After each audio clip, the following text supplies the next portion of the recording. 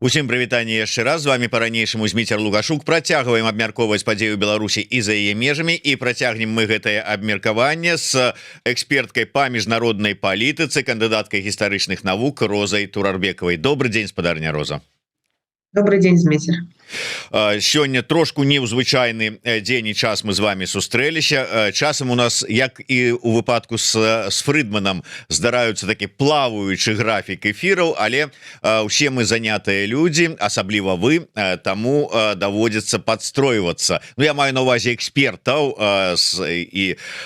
хаця і асабіста да вас таксама. Спадарня Роза, давайте мы адштурхнёмся ад нашага папярэдняга з вами эфіру, дзе мы вялікую частку нашай размовы аддалі асэнсаванню і аналізу сітуацыі, якая адбываецца ў Іране, што там, якія перспектывы, што з таго часу змянілася, як вам бачыцца той працэс, які ідзе, калі ён увогуле ідзе. А то у нас то з'яўляецца інфармацыя, што вось зараз яны паедуць в Ісламабад, вось зараз яны не едуць ужо нікуды, тут ёсць нейкая прапанова, тут няма ніякіх прапаноў. Што адбываецца?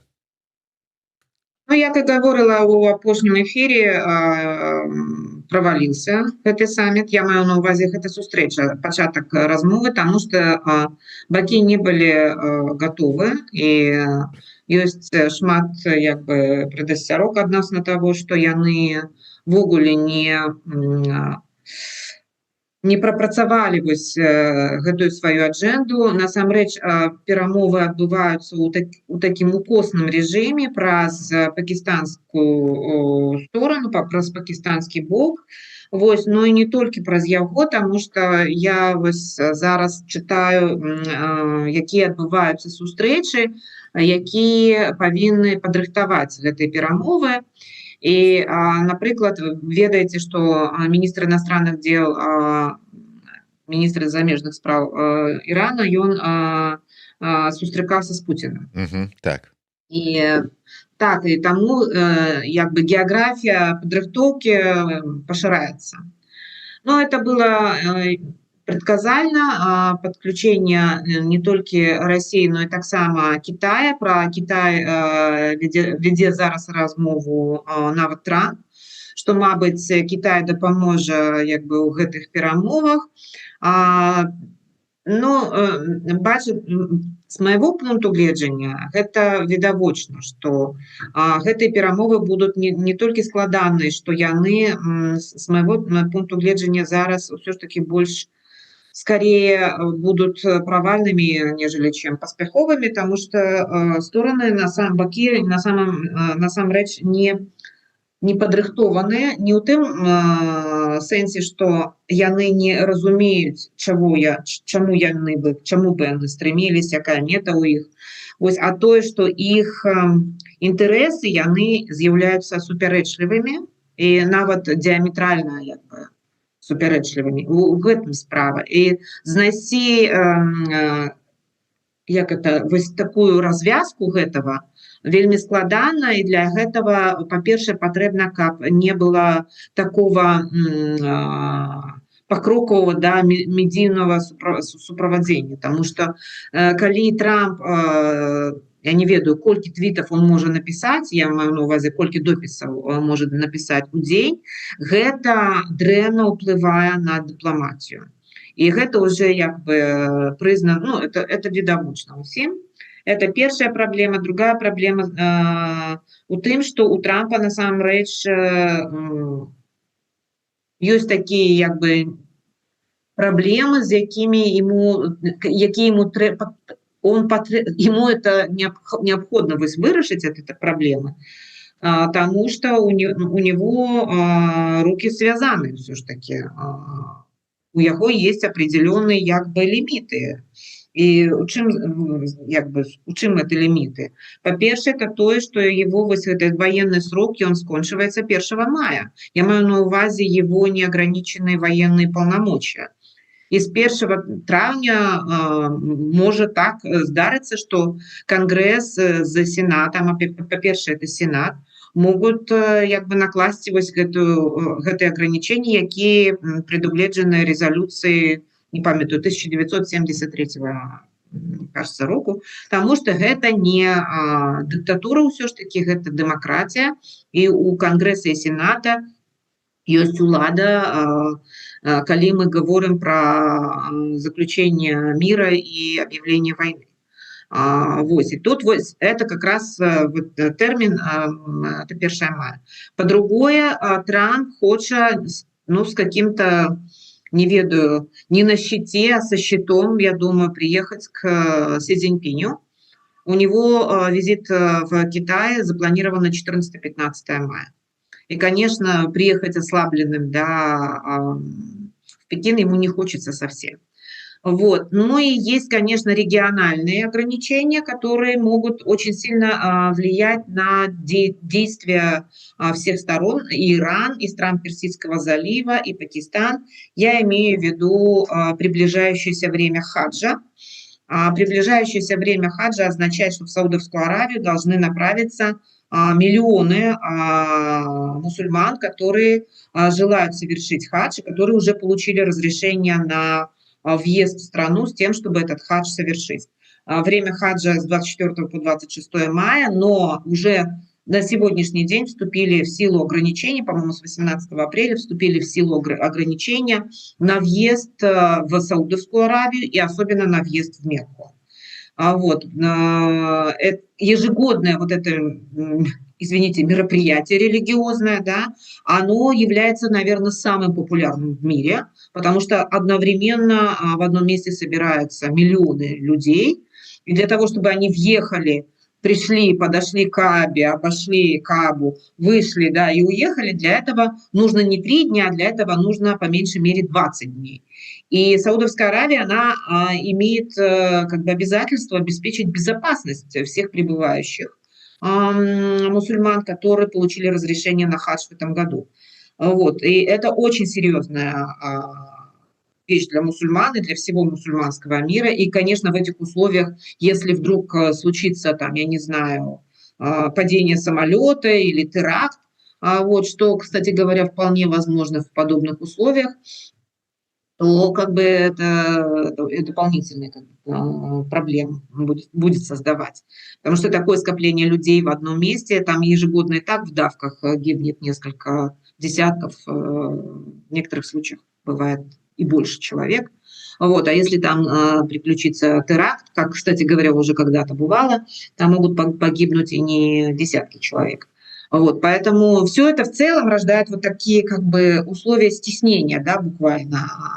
Надо решать вопрос как можно быстрее, чтобы было безопасное воздушное пространство, чтобы открылся Ормузский пролив, потому что цены растут. Вот. И у самого Трампа, извините, поджимает. Да, я имею в виду вот как раз те ограничения, о которых я говорила. Вот, иранское руководство это прекрасно знает. Сами, конечно, они от войны страдают просто страшно, потому что они же перекрывают сами себе, душат, да, себя, я имею в виду вывоз иранской нефти и топлива. Вот, но для них это вопрос жизни и смерти, поэтому они готовы на очень многие вещи. Вот, поэтому пока, вот с моей точки зрения, развязки нет. Вот, как бы много что указывает на то, что как бы условия для переговоров становятся все более и более сложными. Вот, поэтому, ну, посмотрим, что будет. Сейчас вот очень активно комментируют, я просто рекомендую моим слушателям, очень активно комментируют это пакистанские аналитики, эксперты. Они на месте находятся, они понимают, что там происходит, у них есть какая-то инсайдерская информация, они, ну, все чаще и чаще выступают, к ним все чаще обращаются. Их можно прочитать, например, на Аль-Джазире. Они достаточно хорошо делают такой расклад на каждый день фактически. Там почти каждый день появляется аналитика с учетом последних свежих новостей. Ну вот это то, что я вам сейчас рассказываю, это отчасти то, как раз, что я увидела. Этот календарь, который существует в этом регионе, политический календарь и религиозный календарь, вот, который накладывает свои ограничения, ну, конечно, и то, что происходит уже в рамках этой войны. Вот. Ну и плюс подключение России, которое для нас с вами означает, что как бы Россия, и видя свои интересы, начинает туда вмешиваться. Вот. подкрепляя собою, да, по крайней мере идеологически, подкрепляя собой Исламскую Республику Иран, потому что они увидели, что иранское правительство, иранский режим удержал свою власть. И теперь они их будут поддерживать, понятно. Вось як працяг менавіта гэтага аспекту, вот вы адзначылі, что Россия пачынае там троху умешиваться, сустрэча міністра замежных спраў Ирана с Путиным, адначасова вось 27 числа міністр обороны Беларусі Хренін сустракаўся с намеснікам міністра обороны і падтрымки ўзброеных сил Ирана генералам Рызой Талайнікам. І сёння пачалося пасяджэнне ШОС, дзе Хренін выступаў і ізноўку закрануў тэму Ірана, вось гэтай вайны ў Іране. Ну то бок зразумела, але можа быць там адчуваюць, што Расія падключаецца да гэтага умоўнага перамоўнага працэсу, ці спрабуе ў яго пранікнуць, і таксама хочуць ускочыць у гэтую, тут же ж марыць Лукашенко таксама вялікім перамоўшчыкам быць, таксама ў гэты цягнік перамоўны ускочыць. Я бы это по-другому потлумачила. Во-первых, стало уже всем очевидно, что исламистский режим в Иране, он удержался. И вопрос теперь того, как будут они выходить из этой войны, то есть какие они уступки будут делать в отношении американцев, а какие нет. Вот. И я думаю, что вот от этого надо плясать.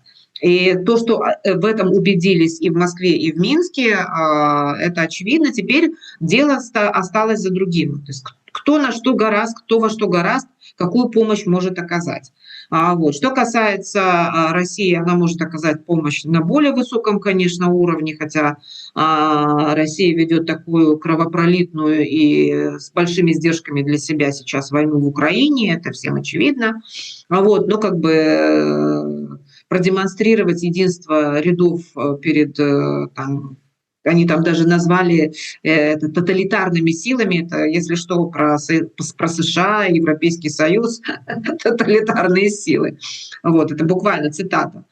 А что касается визита замминистра обороны Ирана в Минск, так в общем и целом, я думаю, что он приехал за конкретной технической помощью. Вот, потому что, насколько я помню, помните, после летней операции совместно американцев с израильтянами против Ирана в конце августа, по-моему, приезжал с визитом официальным президент Ирана Пезешкиан в Минск, и тогда начались разговоры о возможном предоставлении технической помощи для компенсации тех самых потерь в противовоздушной обороне. И после этого был большой визит по линии военно-технического сотрудничества, есть совместный комитет с Ираном. Я думаю, что сейчас как раз именно речь идет о технической помощи, о восстановлении пораженных систем противовоздушной обороны. Ну, что со стороны Минска, там, вы знаете, различного рода, там, это может быть, кроме оптики, какая-то электроника и системы наведения. Плюс ко всему есть давняя традиция оформления оборонных заказов через режим Лукашенко Москвой. Вот, то есть вот такие вот как бы загогулины, как говорил, по-моему, это Ельцин говорил, такие загогулины. Вот такие загогулины. ШОС, вот это вся эта риторика, это все бла-бла-бла. Вот. А реально, если мы говорим о поддержке Ирана со стороны России и режима Лукашенко, это как раз-таки в этом имеет... Вот, ложится в этом направлении. Это военно-техническая помощь. Но Москва обеспечивает, конечно, помощь идеологическую, и на международных площадках, я имею в виду в Совете Безопасности ООН, да, вместе с Китаем они выступают единым фронтом против США. Вот, по поводу Ирана. И если вы памятаете, там была инициатива, по-моему, Катара, которую заблокировал как раз именно Россия и Китай. Понятно, что Катар был поддерживаемый американцами. Это не чисто катарская инициатива, ясно, чья это инициатива, то есть какой группы государств на стороне, в первую очередь, США. Вот, вот такую они помощь еще оказывают, да, и на дипломатическом фронте.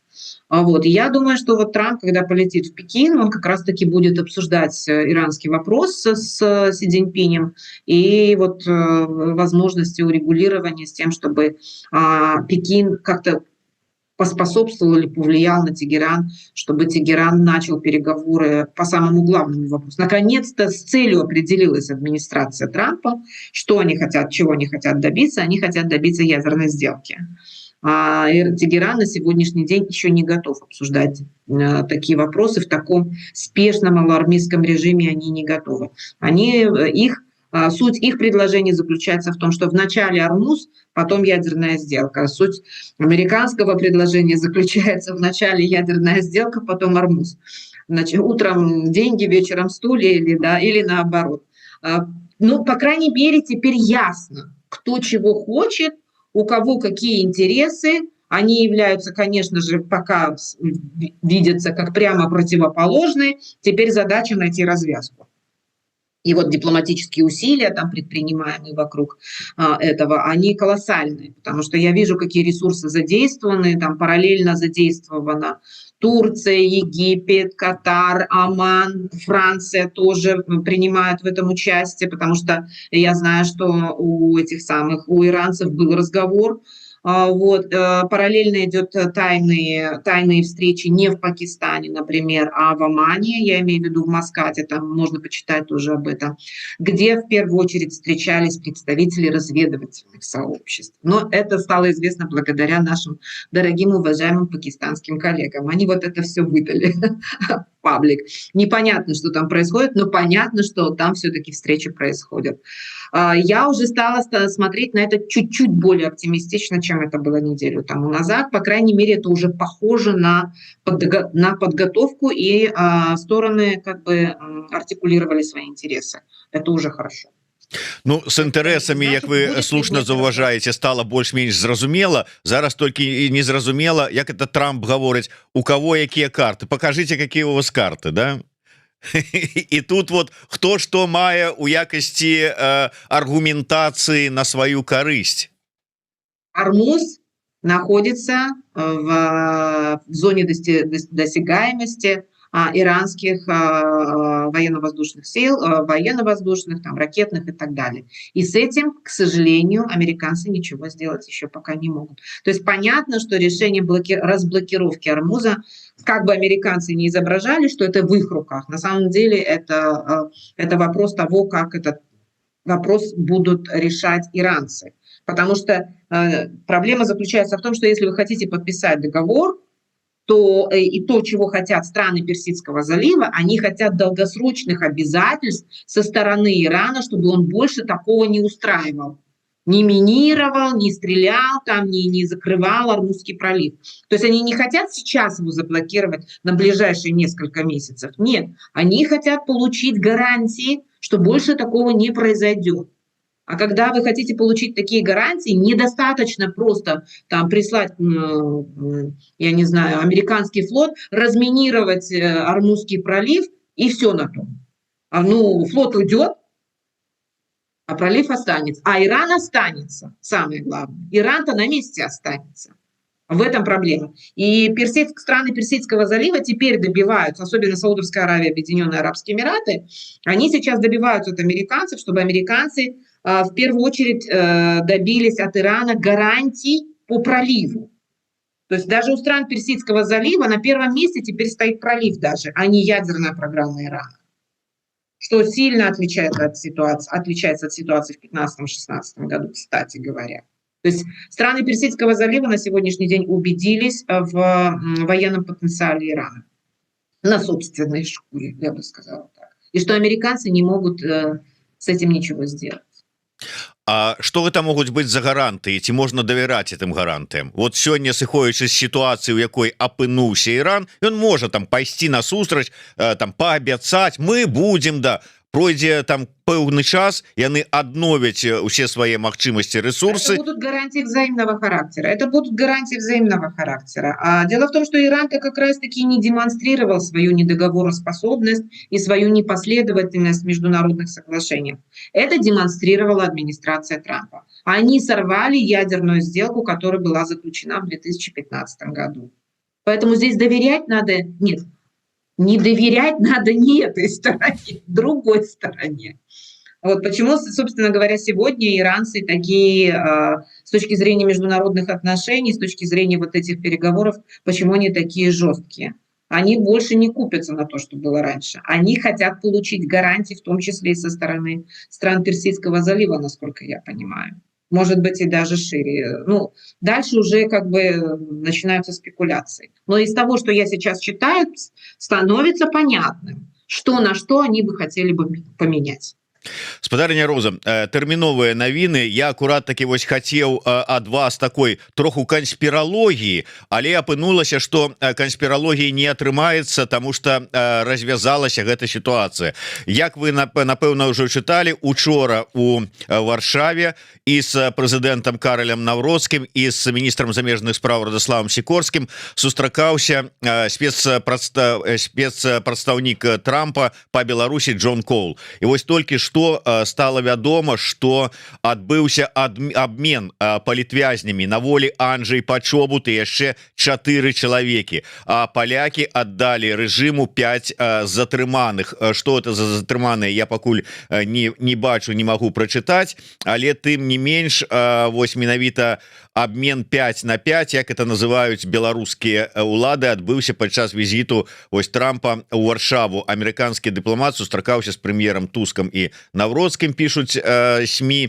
Ну і што сустрэў палітвязня, маецца на увазе Анджэя Пачобута, сустрэў прэм'ер-міністр Польшчы Дональд Туск асабіста.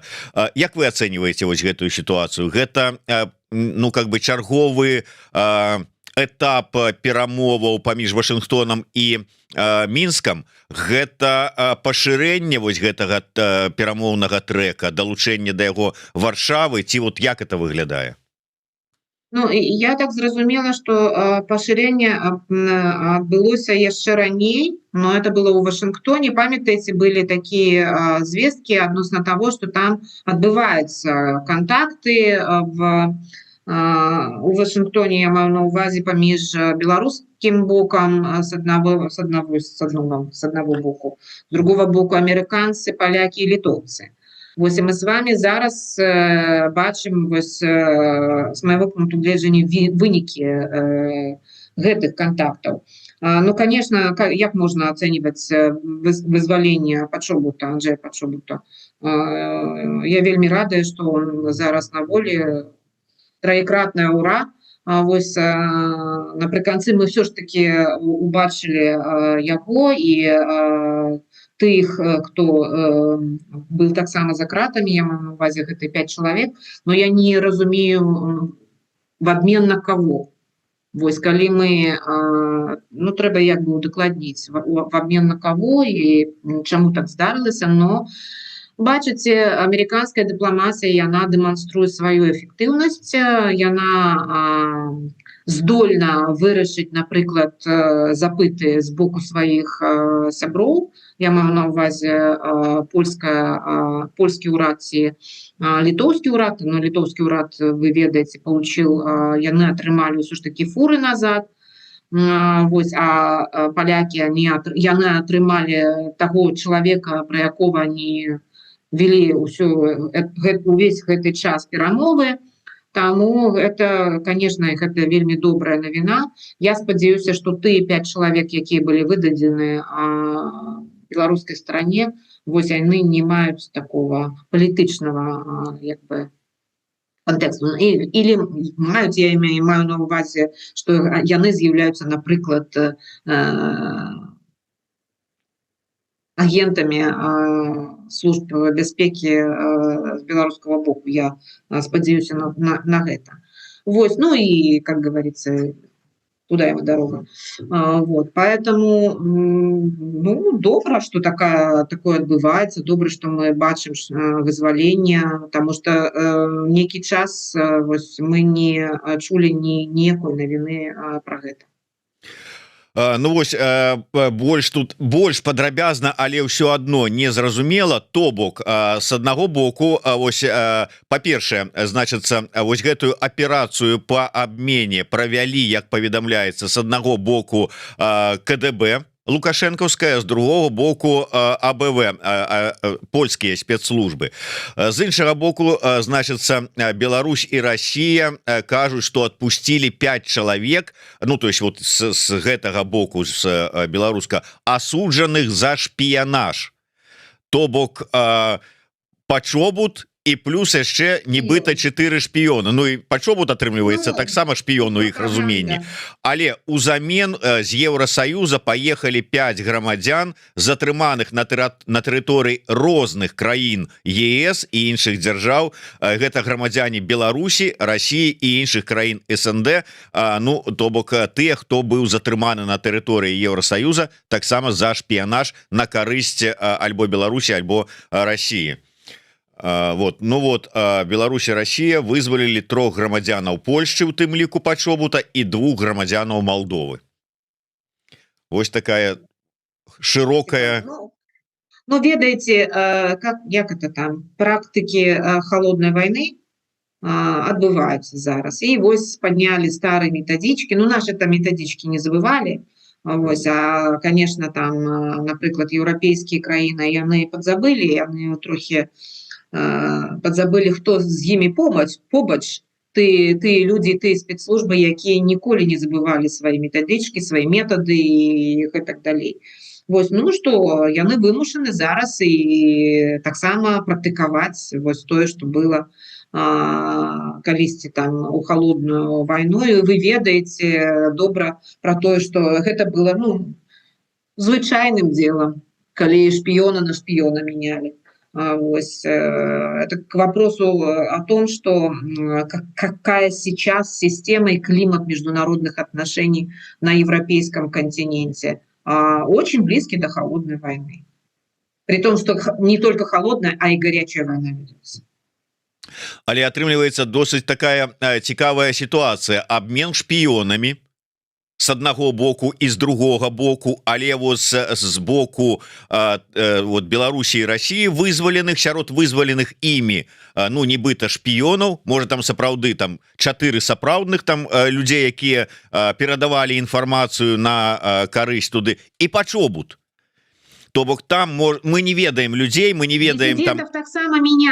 Диссидентов так само меняли, диссидентов меняли, выкупали, но это была практика поміж ГДР и ФРГ, ведаете, да, вот, и диссидентов так само выкупали, вывозили.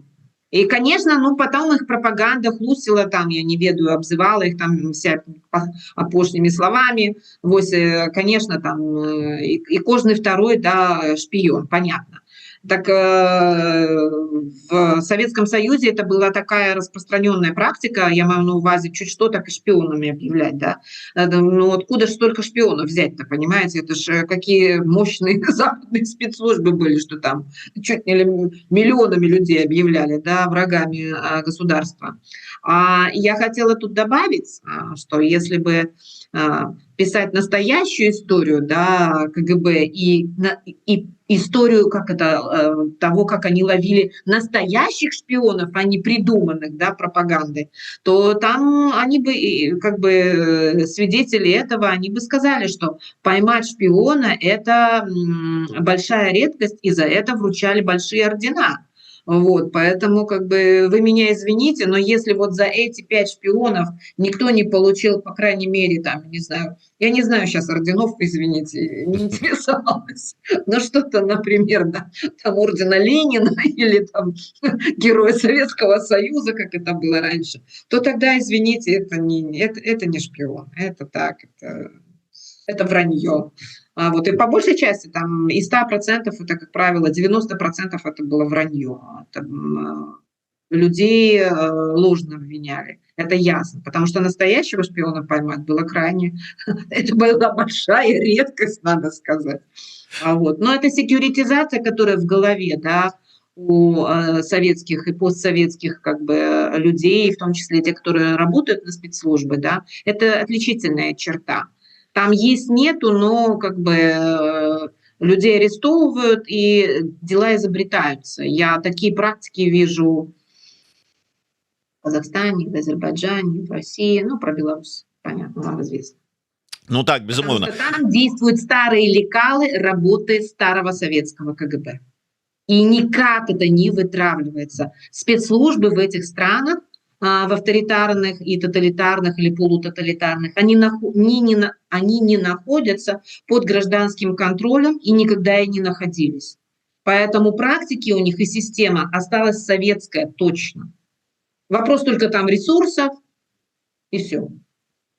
Але ўсё ж таки звяртае сваю увагу прысутнасць падчас там ці напярэдадні гэтага абмену Коула у Мінску. І я так разумею, што яго прысутнасць гэта менавіта пачобут вот тут вот інтарэс, тому что афіцыйна заяўляецца, што абмен праводзілі КДБ і агентства разведкі Польшчы, там сапраўдныя несапраўдныя шпіёны там, але вот яны паміж сабой і тут пачобут с аднаго боку, Коул з другого боку, то бок без Коула вот гэтага прысутнасці не было б у спісе пачобута. Это высылки, конечно, это высылки американской дипломатии, по-перше.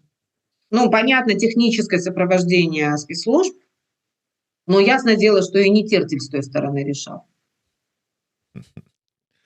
Если уж совсем говорить честно. А вот не Тертель решал. Лукашенко решал, конечно. А Тертель, он был, ну да, участником процесса. Але давайте, спадарыня Роза, паглядзім у заўтрашні дзень. Чаго чакаць? Усё ж таки асноўным таким камянём, які стаяў на шляху нейкіх там паляпшэння адносінаў паміж Мінскам і Варшавай, быў пачобут. Ну, дакладней тое, што ён знаходіцца ў зняволенні ў Беларусі. Зараз ён на волі. Чаго чакаць? Думаете, будем чакаць дыялогу? Ну, я не ведаю, можа быць, дыялог, не дыялог, але с аднаго боку патрабаванні... Холодная война показала, обмен шпионами, диссидентами не приводит до разрядки. Не приводит. До разрядки приводит качественное изменение политики Советского Союза. То же самое будет и здесь. Я уже просто устала говорить, я это говорю последние 3 года, пока мы с вами общаемся, да, уже скоро 4 года, нет, 4-й год пошел, простите, а я все время об этом говорила и продолжаю говорить, и пока ничего не свидетельствует о том, что происходят качественные изменения внутренней и внешней политики Республики Беларусь под правлением Лукашенко. А качественные изменения – это означает изменение буквально политического курса. Если уже сравнивать с Советским Союзом, вы памятаете, да, то, например, Хрущев, оттепель, 20-й съезд – вот это изменение. Реабилитация, смена курса, осуждение курса Сталина, то есть вот доклад Хрущева на 20-м съезде – вот это было качественное изменение. Вот. Далее разрядка напряженности, она заканчивается 79-м годом, вот этот вот, ну, скажем так, условно говоря, там с 60-е, 70-е годы, да, это вот примерно период такой разрядки напряженности, но при этом шпионские скандалы, естественно, все равно были. В 79-м году вторжение советских войск в Афганистан означало конец этой линии, да, потому что сразу там началось там и изоляция, и санкции. Вы помните, это Москва, Олимпийские игры московские в 1980 году. Все, вплоть до 1988-89 годов, тогда, когда Горбачев пришел к власти и объявил новое политическое мышление. Это как раз была новая концепция во внешней политике, что означало качественное изменение внутренней и внешней политики Советского Союза. Вот о чем я говорю. Как бы эти разовые акции, моменты, они не могут способствовать качественному изменению отношений между Востоком и Западом. Имеется в виду между Россией и Западом. Вот. Попытка прагматично подходить к этому вопросу сбоку администрации Дональда Трампа, но это, конечно, неконвенциональные все эти дела. Это все, конечно, хорошо, но у этого всего есть очень серьезные ограничения. А Трамп ни за что не будет слушаться Путина тогда, когда речь идет о его интересах. И интересах его как бы политических интересах, чтобы его выбрали, чтобы за ним его как бы сторонники тоже получали свои бонусы, чтобы республиканская партия не проиграла вот эти вот промежуточные выборы, потому что они являются подготовкой к настоящим президентским выборам. Вот, поэтому, когда это будет противоречить его интересам, его представлениям об интересах, тогда, конечно, нет. Вот. И если мы с вами говорим о возможности диалога между европейскими странами, которым оказывают такие прекрасные услуги, да, американская дипломатия, я имею в виду, вот, например, освобождение Почобута, это все касается отношений там, вот таких вот между Европейским Союзом и США, вернее, между Польшей и США в данном случае, да, или между Литвой и США, пока еще не Европейским Союзом даже и США. Но чтобы вот так всерьез повлиять, чтобы поляки пошли против Брюсселя и пошли на диалог с Минском, для этого нужно, чтобы Минск и Москва изменили свою политику.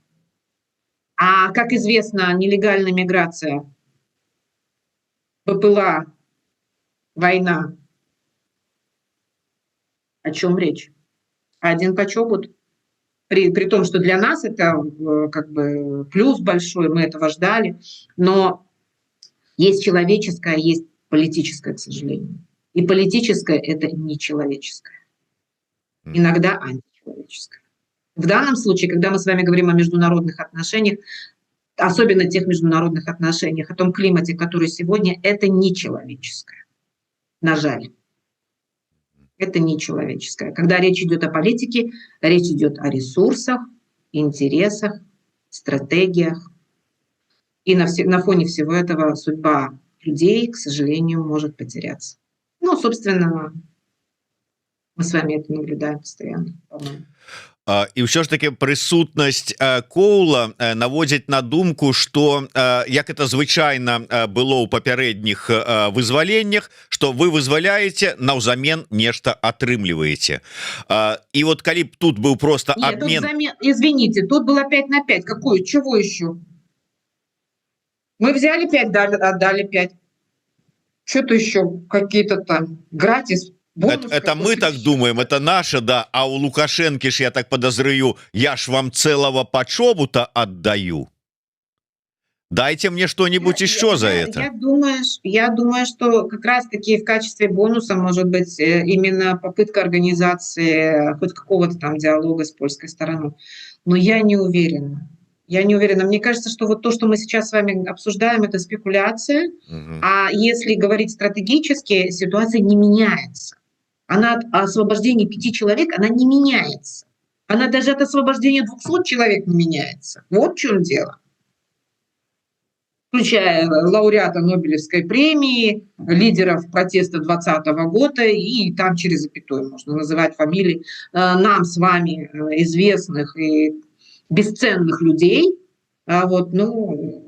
Видите, тут они поменяли, да, 200 человек поменяли на санкции. А тут не было такого обмена, тут было 5 на 5. Это был символический жест. По всей вероятности, да, какие-то попытки там поговорить с поляками, там еще чего-то будут, но или это остается пока в рамках гуманитарного трека. Просто обмен шпионами в кавычках. С той стороны действительно шпион. Я почти, в этом нет никаких сомнений. Это, скорее всего, даже не просто шпион, это диверсанты, я думаю. Поэтому фамилии не разглашаются. Их же выводят из-под европейского, правосудия и отдают. Практика холодной войны, да. Тым больш, што калі паўтараецца, што з таго боку былі Беларусь і Расія, то адпаведна хутчэй за ўсё сярод 5 вызваленых з Еўрапейскага Саюза гэта былі у тым ліку там шпіёны там ці тэрарысты расійскія. Агенты ФСБ, скорее всего. Агенты ФСБ, я думаю, это были настоящие диверсанты. И в этом отношении Лукашенко оказался полезным для Москвы. То есть фасилитаторский, как говорится. Поэтому он, в общем, свой бонус получил. Он был полезен Москве, он был полезен Путину. Я думаю, что для него это прямо то, что нужно. То бок Москва хотела выцягнуць сваіх людзей, а можа быть з таго боку, з боку Варшавы і Вашынгтона была пастаўленая умова наконт того ж самага пачобута, уключайце ў спіс і тады пра нешта паговорым, і как бы Москва Да. скарысталася Лукашэнкам как вот каб для дасягнення сваіх мэтаў. Это сделка просто. Это просто, мне кажется, это чистая сделка. Вот, без всяких добавок, там, я не знаю, со всех сторон. Потому что, я так понимаю, ну, это надо было и польской стороне договориться с европейскими другими, да, странами, которые, по всей вероятности, арестовали, где были задержаны эти лица. Вот, ну да, это такой чисто, как это сказать, чистая операция обмена между разведслужбами, разведсообществами. Еще, ну, я думаю, что мы, может быть, со временем узнаем, когда кто-нибудь наконец напишет мемуары. Если, если они доживут, и если они при этом как бы смогут быть свободными в написании своих мемуаров. Ну, ничто тайное не остается тайным вечно на самом деле. Вот человеческая природа такова, где-нибудь кто-нибудь проговорится, да напишет что-нибудь, намекнет. Вот, это такое дело. Ну нам бы вось беларусам было б вельмі цікава пачытаць успамін мемуары Коула, асабліва вот апошнія некалькі гадоў. Ну, он немножко начал же говорить что-то, он же кое-что проговаривает, ну, со своей интерпретацией, понятно, но кое-что он проговаривает, мы кое-что узнали уже из того, что он там в США, да, выступая в университете, говорит. Но я думаю, очень многие вещи он попросту пока еще не будет говорить, писать.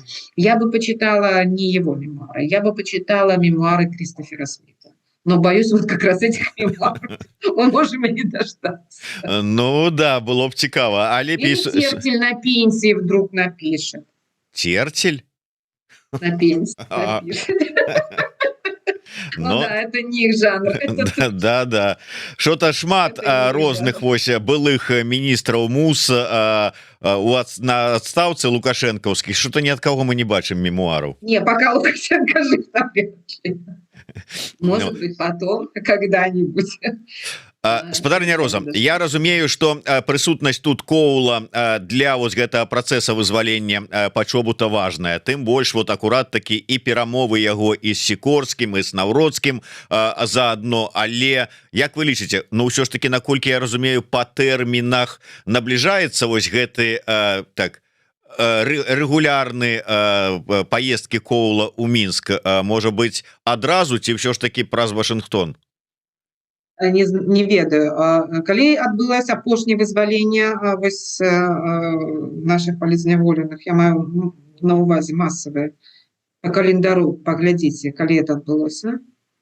Но я так зразумела, что калі вось гэты буквально, да, расписание будет дальше работать, то это мы с вами должны что-то услышать в конце мая, в начале июня, наверное. Ну да, вот где-то другая полова мая, звычайно, ну как бы различивали, что повинно быть. Пока, видите, Коул ничего не... Как-то он раньше более так часто информировал, да, о том, что вот какой-то процесс отбывается, сейчас вообще перестал что-то писать. Видите, а это была вот достаточно неожиданная, да, история.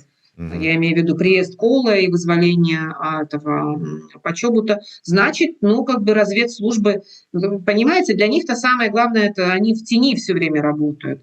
Для них-то самое главное, чтобы ничего не попадало в публичное пространство, чтобы кто-нибудь на последнем этапе не вмешался и не испортил бы дело.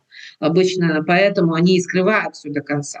Я думаю, в данном случае перед Коулом такая же задача была поставлена, чтобы как бы не было проговоров заранее, чтобы все произошло успешно, чтобы обмен произошел успешно. Я думаю, поэтому мы с вами не услышали. А вот что происходит конкретно по переговорному треку между Коулом и Лукашенко относительно дальнейшего вызволения палізняволеных, ну вот массово, не 5 на 5, а то, что мы с вами бачили, да? Это, вот, про гэта я апошнім часам я нічога не ведаю. Но спадзяюся, что адбудзецца, спадзяюся, что мы убачым усіх астатніх, потому что людей засталося шмат, и продолжает же, вы же знаете, продолжается задержание, продолжается открытие уголовных дел и огромное колоссальное дело по этому самому ой, господи, по Гаюну, дело Гаюна, оно раскручивается, там сотни людей уже по нему проходят, и мы видим задержание. Плюс ко всему стали добавляться странные дела, там, я не знаю, дело архитекторов и что-то там последнее, дело культурных деятелей, то есть последнее буквально задержание. Машина репрессивная работает просто как часы. Вот. И, конечно, очень много людей все еще сидит, и многих мы пока не увидели. Вот буквально вчера, по-моему, или позавчера был день рождения Татьяны Кузиной. Вот. И мы очень все надеемся, что Таня попадет в список, и этот список будет рабочим, да, что его будут, и что будут их освобождать, потому что эти люди, которые были взяты там в 21 году, например. Ну так, да. Ну а і вот все тое, что пералічыла зараз спадарня Роза, гэта сведчанне яе ж слоў про то, что насамрэч ніякіх таких кардынальных зменаў не адбываецца, і гэтыя вызваленні гэта гандаль, прагматычны, цынічны гандаль, про які мы таксама гаварылі, але дзякует, что людзі выходзяць на волю. Хоць безумоўна вельмі прыкра, что новыя людзі ізноў трапляюць за краты.